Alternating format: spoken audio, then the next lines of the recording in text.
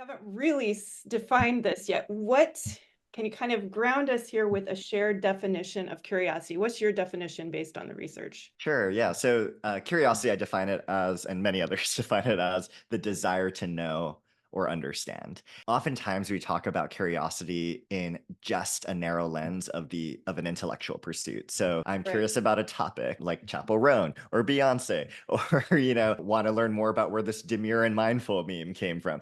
So we have these intellectual explorations and we read articles or we listen to podcasts, we come on these webinars and we learn about wonderful topics like well-being and happiness and curiosity all play.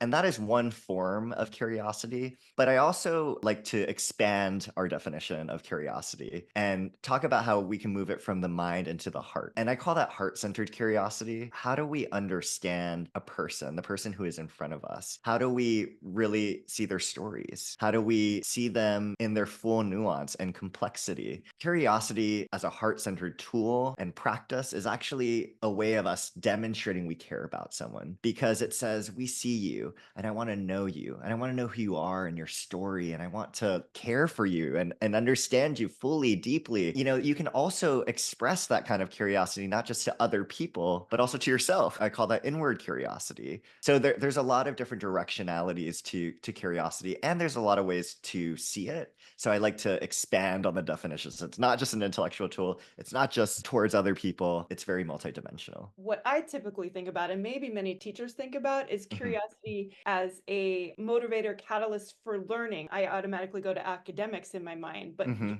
much broader and more heart-centered. So can we talk about the benefits of curiosity, but beyond Yeah. survival, beyond intellectual? It's an engine for learning and growth. So I definitely want to uplift that. And there's an and though, it's a yes and, which is curiosity is also sort of has cultural benefits, right? And what I mean by that is it increases engagement, it reduces absenteeism, it allows folks to feel happier, at school. And that's not also just for students, that includes staff and faculty too, because the research that's been done in schools has also been oftentimes replicated in the workplace, and they found very similar sort of overlaps. There's also some really interesting ties between curiosity and meaning and purpose, which I find so fascinating, because one of the big questions students have, well, what is this life about? What am I going to do with this life? And how do I bring meaning into my life? And so curiosity is such an engine for that as well. So it does have these academic benefits, but there's also this more social and cultural benefits to it as well. You also bring up, Scott, don't you, that it's associated with longer life. Yeah, there are studies that show that curiosity and longevity are connected. And also, it leads to a better health span or better well being over time in our lives.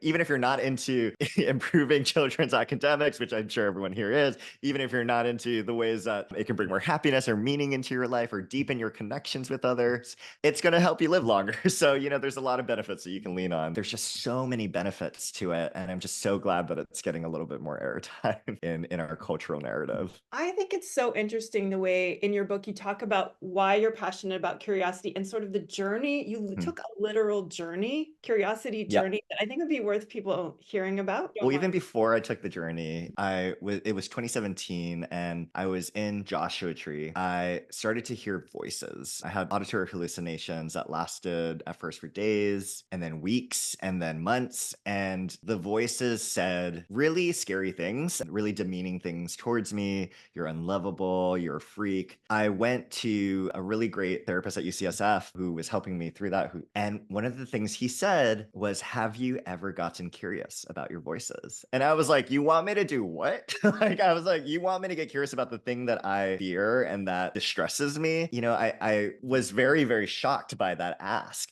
But over time, my healing journey would show me that actually getting curious about those voices and asking them why they were there and trying to figure out where they were coming from and wondering whether I had heard these voices or what they were saying before was actually really instrumental to helping me to heal. It really helped me to have the courage and to really continue to live. And I no longer hear those voices as often as I did daily. So that was sort of the beginning when I started to see, wow, curiosity and getting curious curious about the things we fear can actually change a lot of things for us, can lead to healing, and can turn our fear into something completely different. And I have this mantra that I have been saying in the book and elsewhere, which is that fear is curiosity without breath. Fear is curiosity without breath. And what I mean by that is, it's almost like when we're in this state of fear, we lose connection to our breath and to our presence and to the ability to live and our aliveness. I think curiosity is such a great way to transform our fear into something that's really productive for us.